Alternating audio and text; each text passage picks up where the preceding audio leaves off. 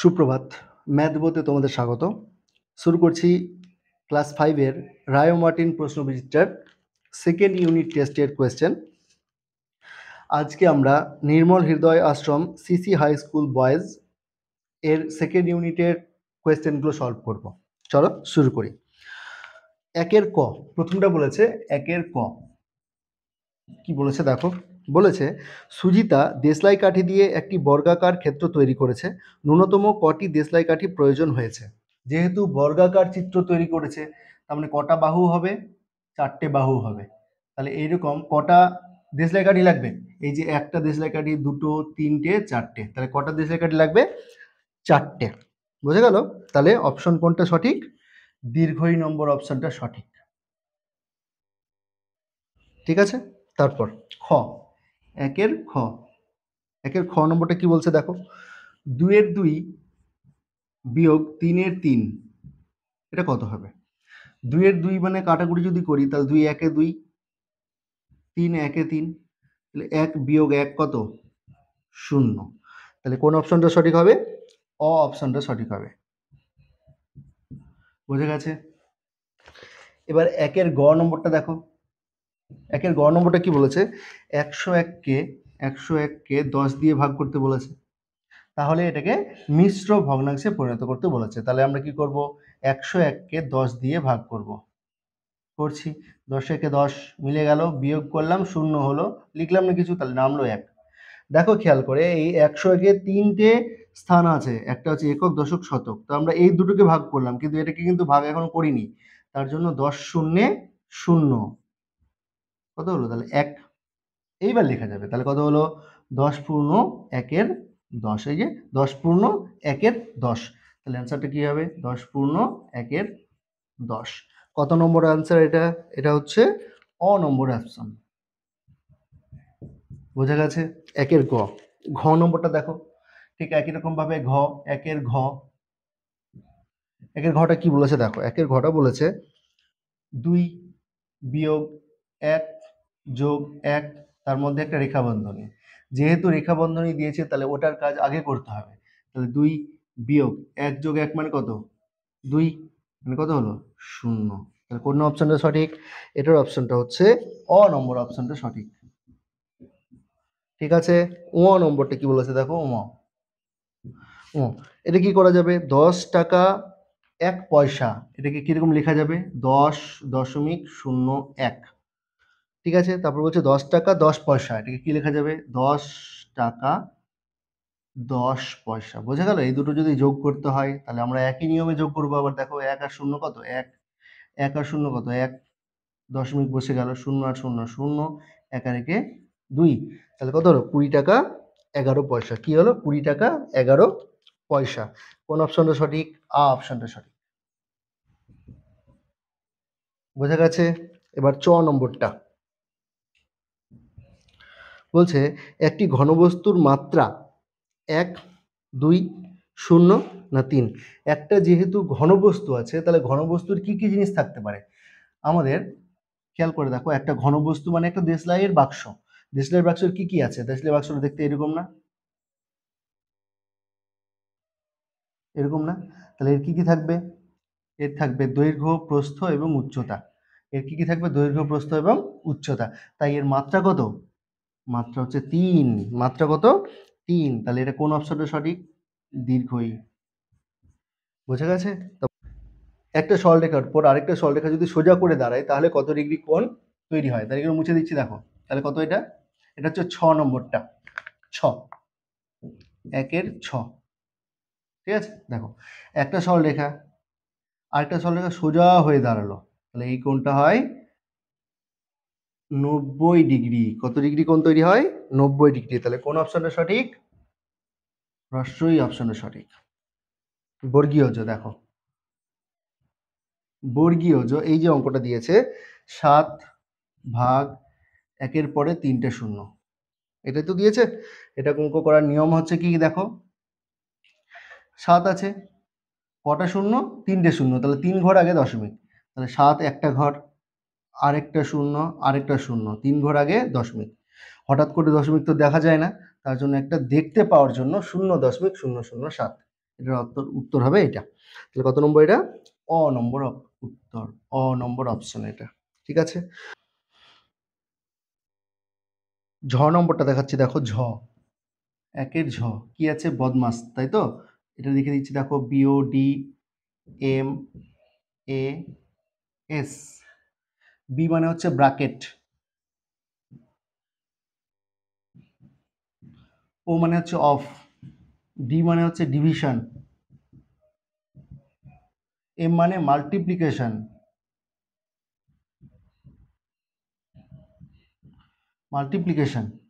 এ মানে হচ্ছে অ্যাডিশন, আর এস মানে হচ্ছে সাবস্ট্রাকশন।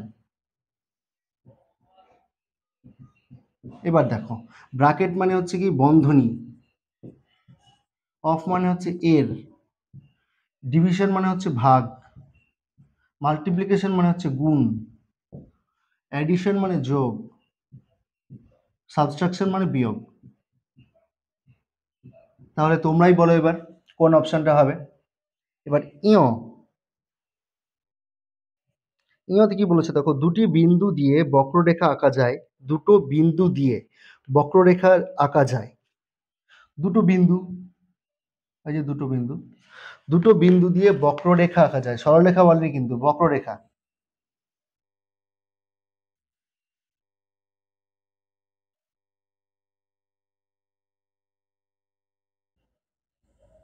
কতগুলো আঁকা যাবে? অসংখ্য। কি হবে? অসংখ্য আঁকা যাবে। তাহলে কত নম্বর অপশন সঠিক হবে? দীর্ঘই। ঠিক আছে, এই অপশনটা সঠিক।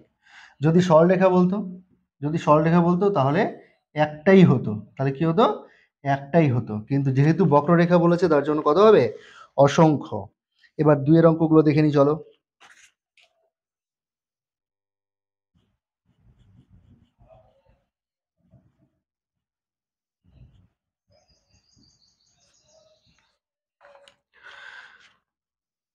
দুই কি বলেছে দেখো, নিম্নলিখিত প্রশ্নগুলির উত্তর দাও যে কোনো পাঁচটি, সরল করো। সরল করো কি বলেছে?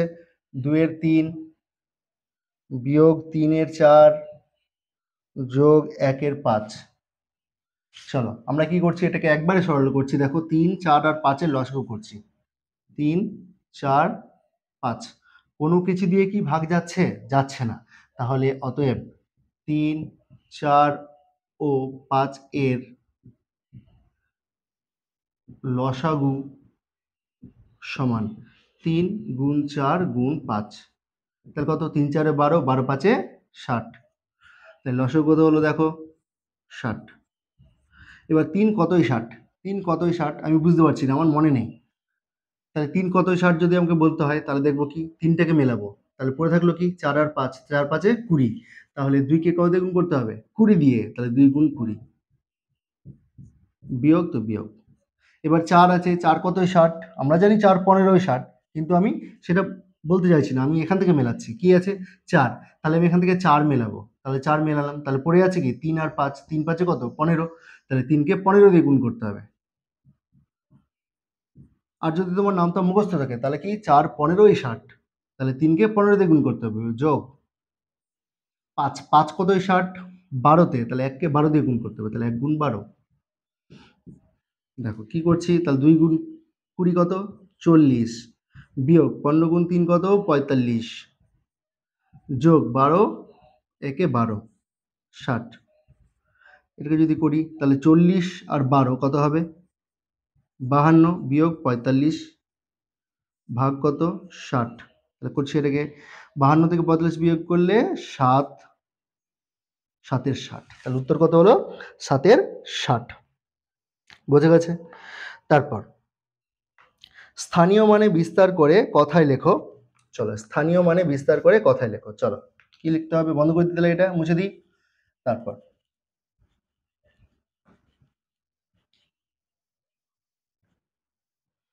স্থানীয় মানে বিস্তার করে কথায় লেখো। তাহলে লিখছি এটাকে, কত দেওয়া আছে দেখো, 5, 2, 3, 8, 0.02।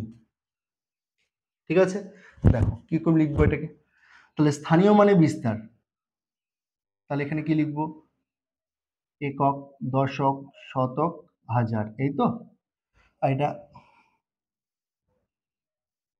দশাংশ, শতাংশ। বোঝা গেছে? চলো কি লিখছি, তাহলে এখানে স্থানীয় মানে বিস্তার করে লিখতে হবে কি, তাহলে 5 আর পরে 3টে শূন্য, ঠিক আছে। দশমিক, দশমিক এখন দিচ্ছি না, যোগ 2 আছে, তো 2 এর পরে কটা শূন্য, দুটো শূন্য, যোগ 3 এর পরে কটা শূন্য, একটা শূন্য, যোগ 8, যোগ দশমিক শূন্য শূন্য, যোগ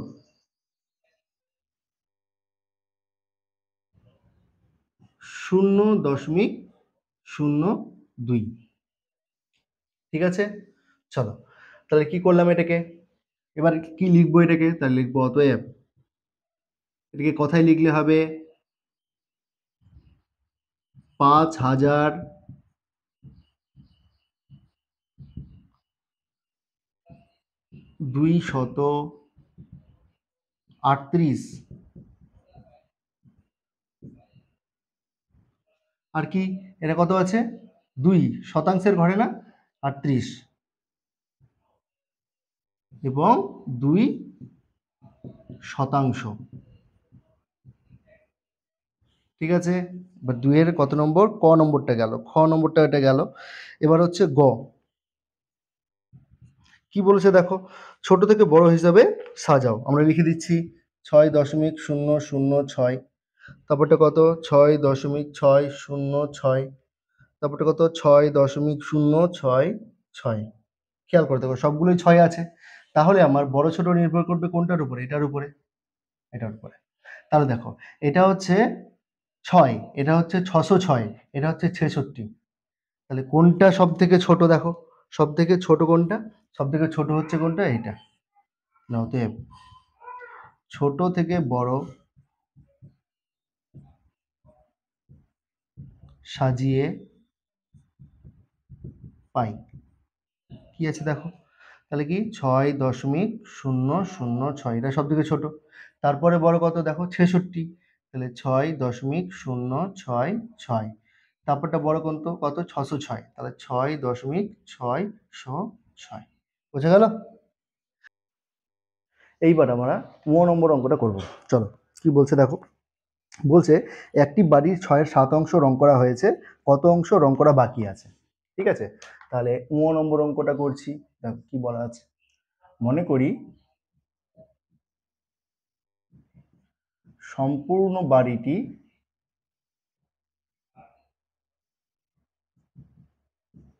সমান 1 অংশ, অতএব রং করা বাকি আছে সমান। দেখো খেয়াল করো কি বলছে, 1 অংশ বাড়িটা ছিল, তার মধ্যে 6/7 রং করে দিয়েছে, তাহলে বাকি আছে কি 1 বিয়োগ 6/7 না।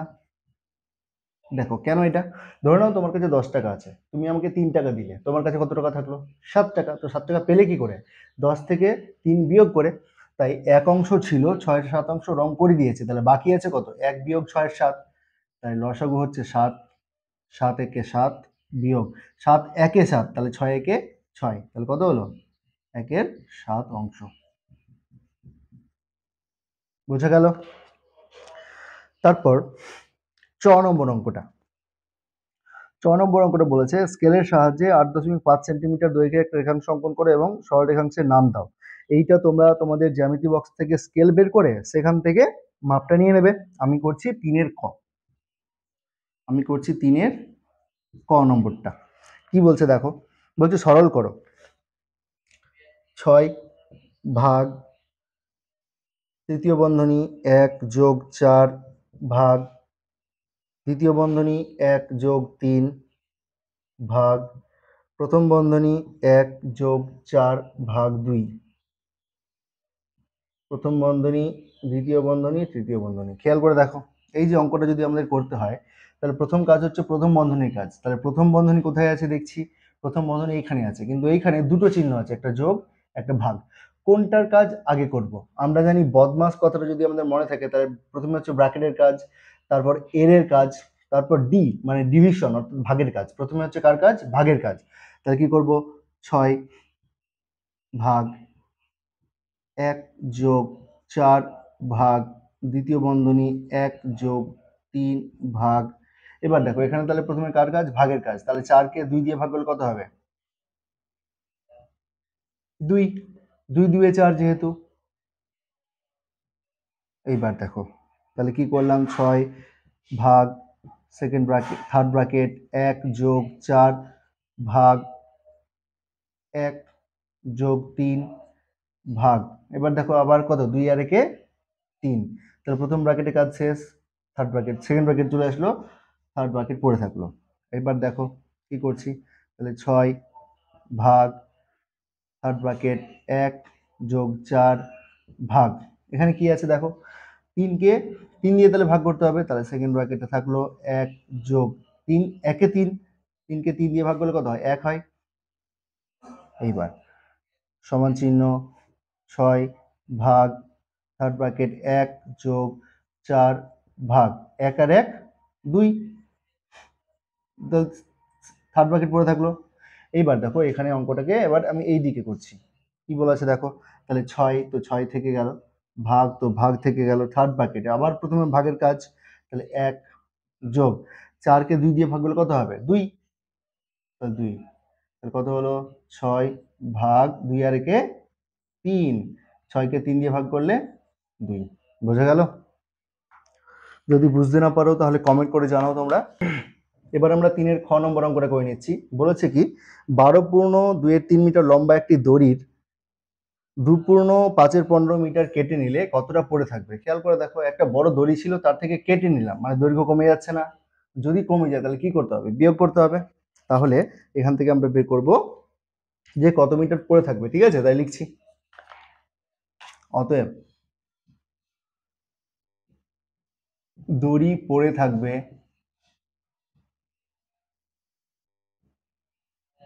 সমান ছিল কতটা দেখো? ছিল হচ্ছে 12.2 পড়েছিল, সেখান থেকে আমি কেটে নিলাম কত?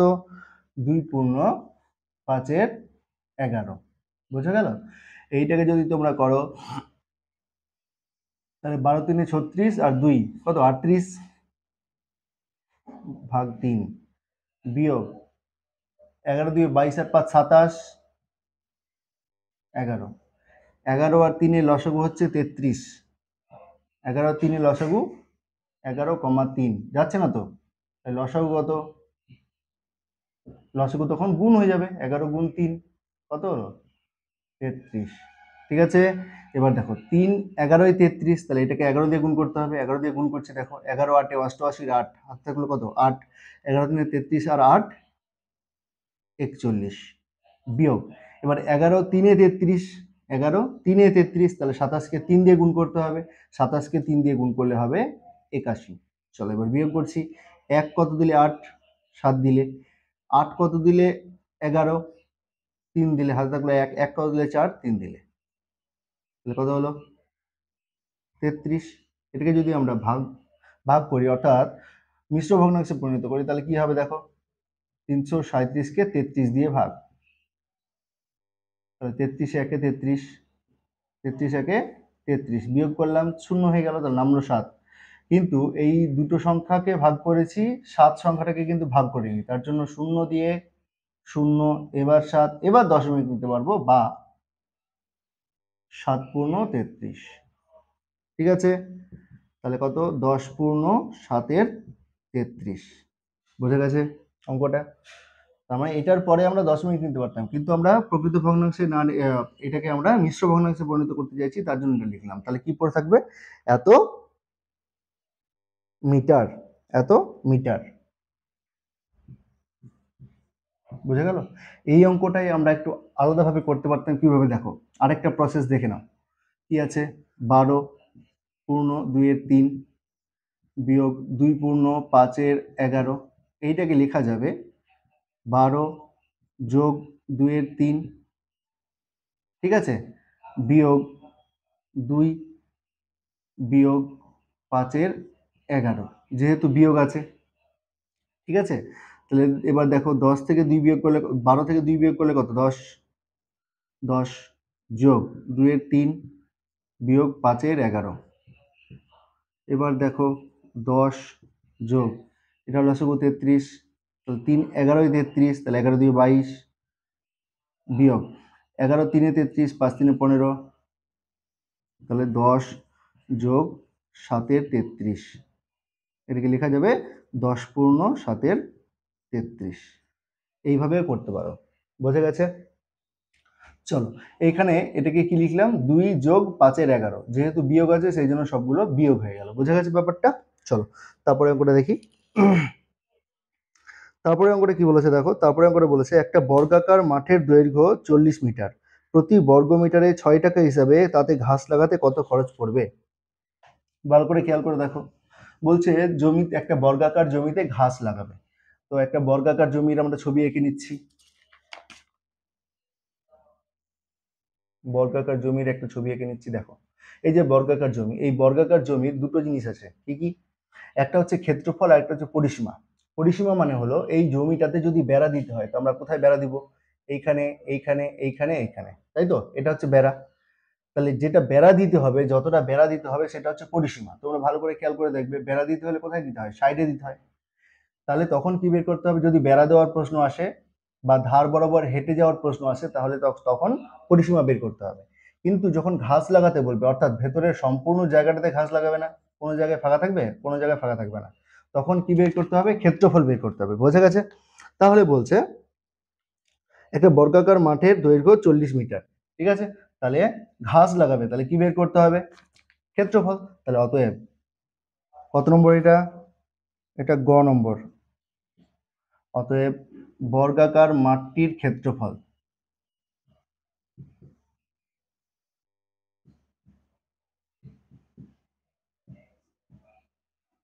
বর্গাকার মাঠটির ক্ষেত্রফল কি বলেছে? বর্গাকার মাঠটির ক্ষেত্রফল সূত্র কি? সূত্র হচ্ছে বাহু স্কোয়ার, বাহু গুণ বাহু। তাহলে বাহু কত? বাহু বলে দিয়েছে 40, বাহু বলে দিয়েছে কত? 40, তাহলে 40 গুণ 40, যেহেতু দুটো ডান দিকে দুটোরই শূন্য আছে, তাহলে দুটো শূন্য পরপর বসিয়ে দিলাম। এবার 4 4 কত? 16, এত বর্গ মিটার। এবার খেয়াল করে দেখো, 1 বর্গ মিটার ঘাস লাগাচ্ছে, তাতে 6 টাকা খরচ হচ্ছে, তাহলে 1600 বর্গ মিটার ঘাস লাগাবে, তাহলে কি বেশি খরচ হবে না? তাহলে গুণ করতে হবে। তাহলে অতএব বর্গাকার মাঠটিতে ঘাস লাগাতে খরচ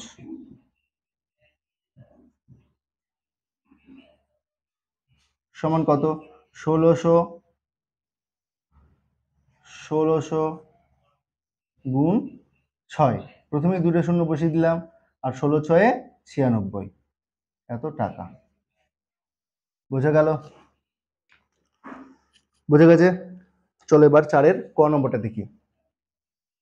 4-এর ক নম্বরটা কি বলেছে? 4-এর ক নম্বরটা বলেছে 14.09 মিটার লম্বা একটা বাঁশের 4.2 মিটার কাদায় 3.01 মিটার জলে আছে, কতটা উপরে আছে এটা বের করতে বলেছে না? তাহলে খেয়াল করে দেখো, আমরা একটু ছবিটা এঁকে নিচ্ছি। দেখো কিরকম ভাবে করবো। দেখো এটা হচ্ছে একটা লম্বা বাঁশ, ঠিক আছে, একটা মাথা, এতটা কাদায় ঢুকে আছে, এতটা কিসে ঢুকে আছে? কাদাতে। আর এতটা ঢুকে আছে জলে।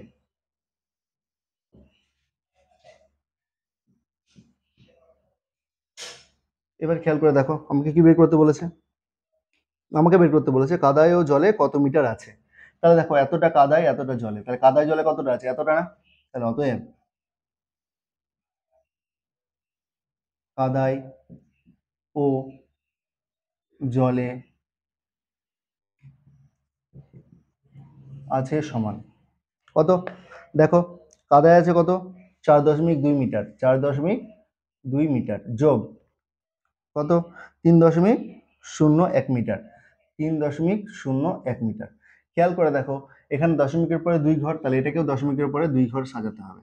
তাহলে 4.20 যোগ 3.01, দশমিকে যোগ করার নিয়ম হচ্ছে এটা। যদি তোমরা এইখানে না পারো তাহলে নিচের দিকে লিখে নেবে।